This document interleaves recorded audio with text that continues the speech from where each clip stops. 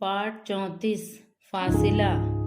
3-4 महीनों में फासिला के साथ जेम्स का परिचय काफी बढ़ गया। शनिवार शाम को सारे काम निपटाने के पश्चात सिडोनियो, फासिला, ग्लोरिया और जेम्स के लिए एक साथ कैंटीन में बैठकर शाम की चाय पीना उनकी आदत बन गया। सिडोनियो अपनी महिला मित्र से मिलने के लिए कुछ पहले जरूर चला जाता था। उनकी बातचीत का मुख्य विषय अक्सर मनुष्य के प्रति परमेश्वर के असीम प्रेम और समाज के प्रति परमेश्वर को जानने वालों का कर्तव्य होता था। सिडोनियो को परमेश्वर के प्रेम और उद्धार के विषय में सुनना अरुचिकर लगता था। उसकी महिला मित्र का कहना था कि प्रार्थना और आराधना में जाने से जीवन का आनंद उठाना मुश्किल हो जाता है। एक शनिवार की शाम सिडोनियो लिब्रा के साथ कैंटीन आया। एक नज़र में ही जेम्स को समझ में आ गया कि वह जंगली भैंसे के समान स्वभाव वाली एक लड़की है। जेम्स ने देखा कि किस प्रकार लिब्रा बेचारे सिडोनियो को नचा रही है। वह सोचती थी कि वह सबसे सुंदर और उसकी नौकरी सबसे अच्छी है। सिडोनियो दिखने में बिल्कुल भी अच्छा नहीं था, इसलिए वह लिब्रा की मनमोहक हाव भाव में फंस गया था और उसकी हर इच्छा पूरी करते हुए मानो सफेद हाथी पाल रहा था। लिब्रा फिर कभी कैंटीन नहीं आई क्योंकि उसे पता चल गया कि ये उसके लायक लोग नहीं हैं। कुछ ही महीनों के परिचय से जेम्स को पता चल गया कि फासिला बहुत ही परिपक्व, परमेश्वर का भय मानने वाली और सुसमाचार प्रचार करने में लग्न रखने वाली लड़की है। उसका स्वभाव अन्य युवतियों से बहुत ही भिन्न है। कठिन परिश्रम। जेम्स ने पहली बार किसी को कठिन परिश्रम का मजा लेते हुए देखा था। उसके दिन का प्रारंभ अति भोर को अस्पताल की स्त्रियों और बच्चों का हालचाल पूछते हुए होता है। उसके पश्चात 2-3 घंटे कार्यालय में, फिर HIV पुनरावास केंद्र में, दोपहर के पश्चात ग्रामीण इलाकों का दौरा करने के पश्चात 6:30-7 बजे तक वह वापस लौटती। दोपहर का भोजन करने की आदत नहीं है। उसके मुंह से कभी शिकायत या नाराजगी जैसी बातें सुनाई नहीं दी थी। कई बार प्रत्यक्ष या अप्रत्यक्ष तौर पर जेम्स ने उसकी उदारता का अनुभव किया था। गांव जाते हुए अक्सर वह अपना पैसा खर्च करके कपड़े, विटामिन की गोलियां और बच्चों के लिए पुस्तक आदि लेकर जाती है। अस्पताल के मरीजों को जब अस्पताल के बाहर से दवा खरीदना पड़ता था तो वे सीनियोर फासिला को ढूंढते थे। उन्हें मालूम है कि वह उन्हें निराश नहीं करेगी। गांव के अधिकांश लोग किसी विशेष धर्म में विश्वास नहीं रखते थे। वे अफ्रीका के परंपरागत धर्मों की प्रथाओं का पालन करने वाले लोग थे। फासिला ने उन्हें सुसमाचार सुनाना अपना उत्तरदायित्व मान लिया था और यथा सामर्थ्य यह कार्य कर रही थी। कई बार परमेश्वर पर उसका दृढ़ विश्वास और प्रार्थना करने की आदत देखकर जेम्स को आश्चर्य होता था। एक दिन शाम को जेम्स ने एक बात जाना। हेल्थ इंश्योरेंस से लैब में जो पत्र आना था उसमें देरी होने पर वह फासिला से जानकारी लेने के लिए उसके दफ्तर गया। HIV के कार्यालय में वही नहीं दिखी। भीतरी कक्ष का दरवाजा पूरी तरह बंद नहीं था। उसे भीतर होना चाहिए। आवश्यक कार्य होने के कारण उसने धीरे से दरवाजा खटखटाया और कोई हलचल नहीं हुआ। दूसरी बार दरवाजा खटखटाने पर अपने आप कुछ अधिक खुल गया।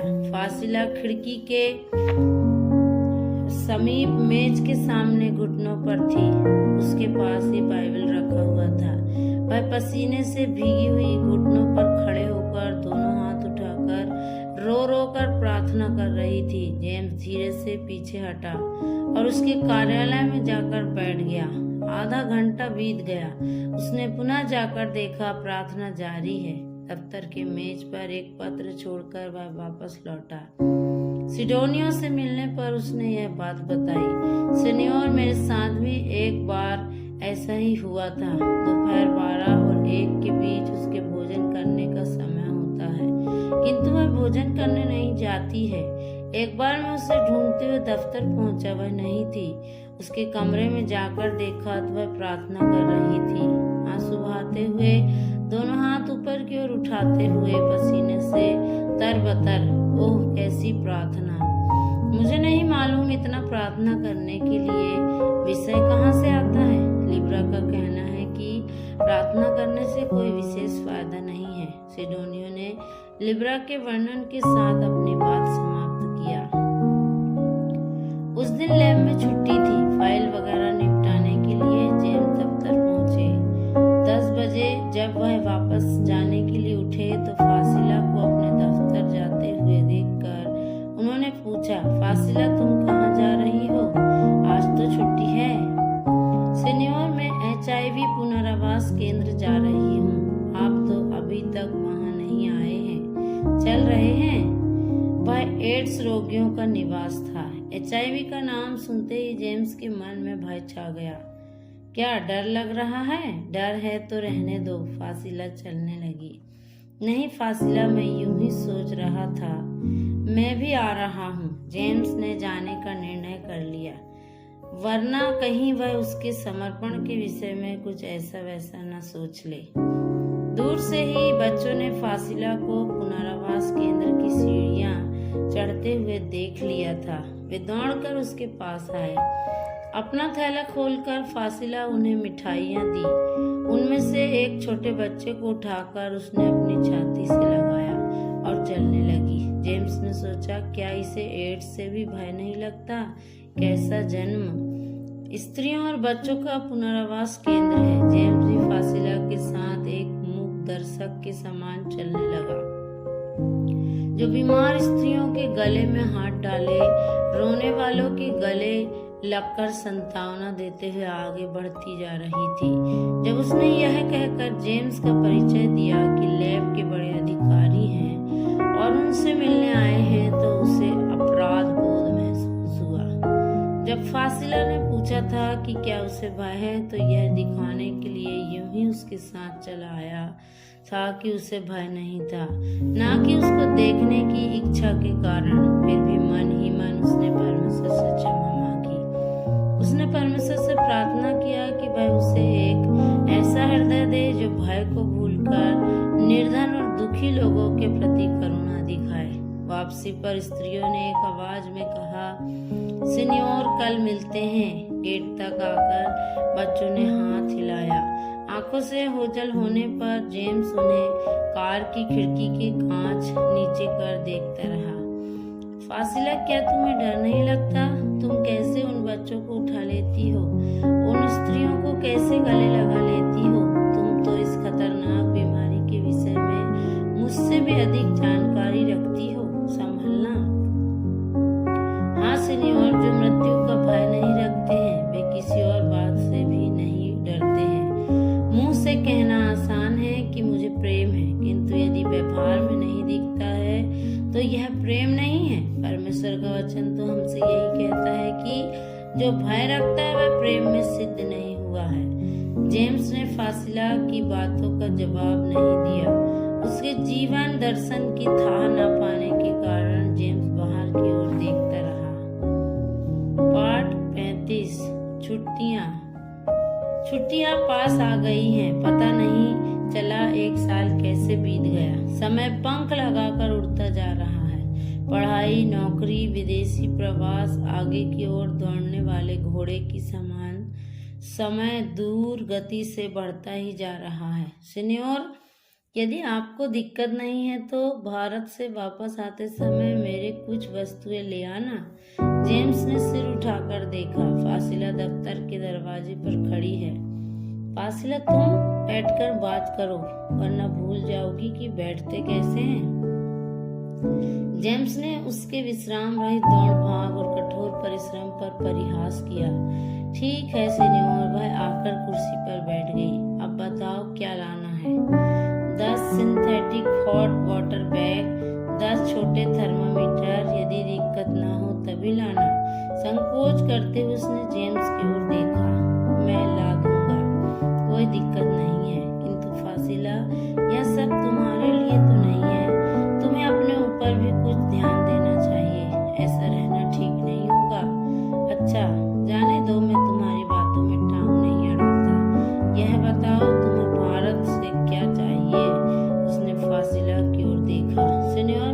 कुछ विशेष नहीं चाहिए।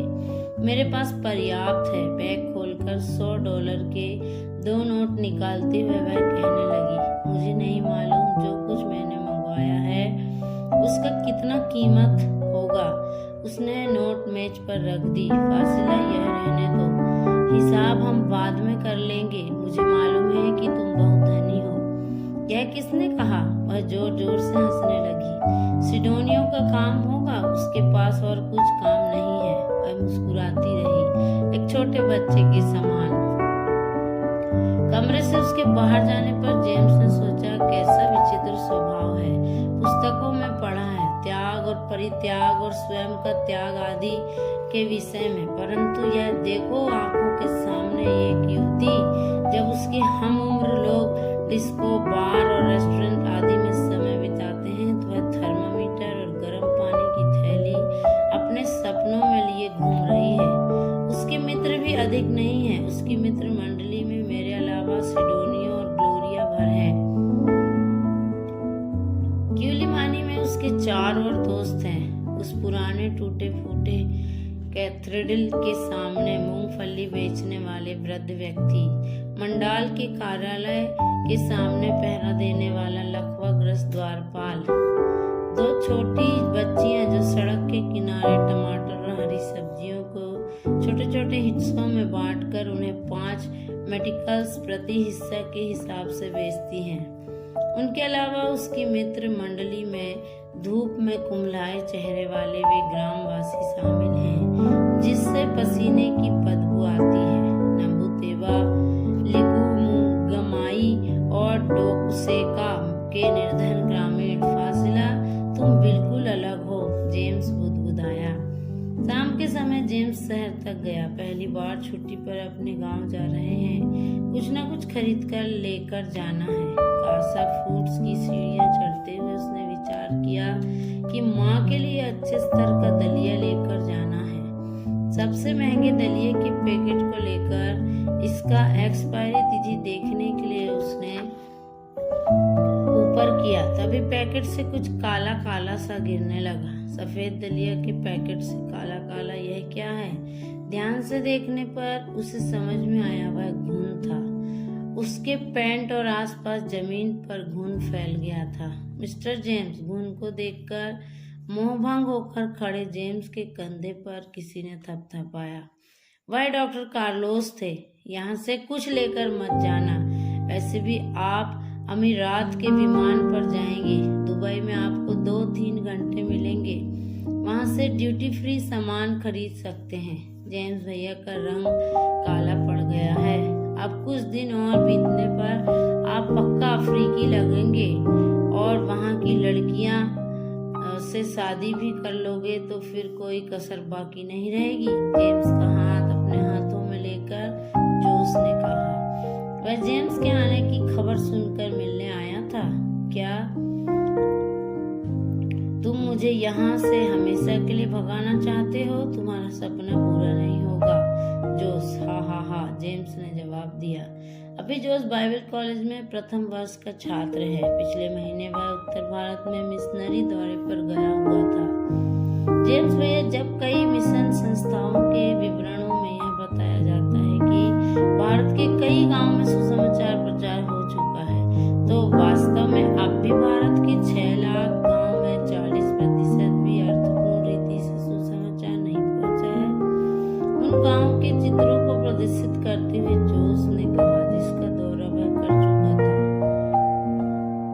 यह पटेरा है, बुंदेलखंड का एक गांव। जोश ने एक गेहूं के खेत का चित्र उठाकर दिखाया। पीले सुनहरे गलीचे के समान दूर दूर तक गेहूं के खेत फैले हुए थे। वे मानो दूर कहीं आकाश से एकाकार हो रहे थे, बिल्कुल एक सुंदर कैनवास चित्र के समान। यह चित्र किसने खींचा है? जेम्स चकित हुआ। मैंने ही खींचा है, उसने अपने मित्र के कैमरे से खींचा था। जोश ने खुशी से चहचहाते हुए कहा, कैसा लगा? बहुत अच्छा है। जेम्स क्षण भर सोचते रहे, फिर उठकर भीतर की ओर चल दिए। वापस आते समय जेम्स के हाथ में एक छोटी पेटी थी। यह तुम रख लो, इसमें डिजिटल कैमरा है। सच कहूँ तो मैंने टॉमी के लिए दुबई से खरीदा है, किंतु जब यहाँ पहुंचा तो टॉमी के हाथ में इससे भी अच्छा कैमरा है। तब से सोच रहा था कि इसे किसको दूं, यह तुम्हारे काम आएगा। तुम्हारे सारे फोटो बहुत अच्छे हैं। तुम में एक महान सुसमाचारक और कलाकार छिपा है। जोश ने उसे बक्से को उलट पुलट कर देखा कि जेम्स की ओर से भी उसकी आंखों में खुशी की चमक थी। सोचने विचारने से भी बढ़कर करने वाला परमेश्वर, उसने अपने मन में सोचा। धन्यवाद जेम्स भैया। मिशनरी यात्रा पर जाते हुए मैंने मन में सोचा था कि काश कि मेरे पास एक कैमरा होता। बहुत धन्यवाद। जो उसने मन ही मन परमेश्वर को धन्यवाद किया। Praise the Lord. प्रभु आप सबको आशीष दे।